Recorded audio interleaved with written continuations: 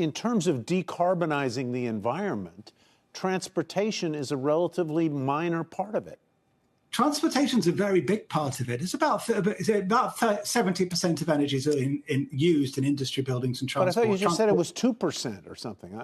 Only 2% of oil has been displaced using electric vehicles globally. So what we're doing is we're making more and more and more. There's been $6 trillion invested in renewables in the last 20 years, $3 trillion in the grid. We've got incredible companies like BYD and Tesla that are making electric vehicles. But we've got to put this into context. We're not yet in the earth-saving territory. In fact, this equipment uses incredible amounts of metals and minerals and requires an incredible amount of mining and resources. It certainly reduces the environmental footprint of using energy, but it's going to take a lot of time and resource to make a huge difference. 98% of the oil that makes transport, it hasn't been displaced. And that's the scale of the challenge that we're facing here. So we're on the road, but we're only just getting started on the journey. Jonathan, tell us about COP28. I thought the economists kind of put it well when they said, if you go back to Paris, it's not like there was anything truly binding about that back in, 2015, but it really did catalyze the rise of this whole kind of sustainable investing movement, which is great. The flip side is that it's threatening to bankrupt some governments. So as we stand here trying to figure out where the next 10 years go, the fact that President Biden didn't even go to the summit, what are we to read into that? Yeah. Well, I mean, first of all, President Biden and the US government have put out one of the largest stimulus packages for clean energy ever produced.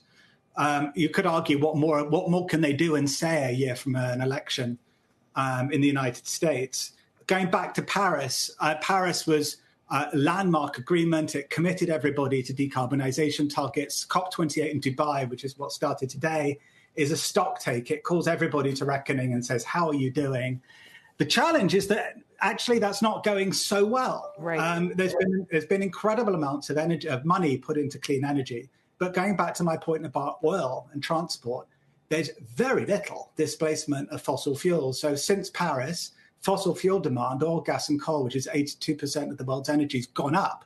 So although we've seen incredible gains made in the renewable energy industry, they've been overwhelmed by the growth in fossil fuels. So we need a different approach. And the last point I'll make is that's what I'm hopeful for with COP28. There are two things fundamentally that COP28 calls for. Renewable energy, which is great, add more energy into the system. But there's a new phrase, it's called energy efficiency. And it says stop wasting, implicitly, it says stop wasting 3/4 of the energy we're using in the world, because that isn't just the largest source of greenhouse gas emissions. It's also, frankly, the largest source of emission reductions. What do you mean by wasting? What do you mean by stop wasting? So I'll give you a basic summary. So about 10% of the world's energy is lost just by extracting it and converting it into something useful, for example, oil and gas pipelines. Another 50% of it, for example, in electricity generation, goes up as smoke, because when you put a molecule into a turbine to make electricity, half of it disappears into the atmosphere, bearing in mind only 3% of the world's energy is wind and solar. Yeah. Most of it's thermal, and it goes. And then once the energy's got out of the power plant, you've already lost 60%. Another 10% gets lost in the transmission. And I'm trying to jam this all in about 10 seconds, but basically you think energy, what do you call that, carbon capture? I mean, is that the next big, and where's the money going to come from? Again, quickly, if you can.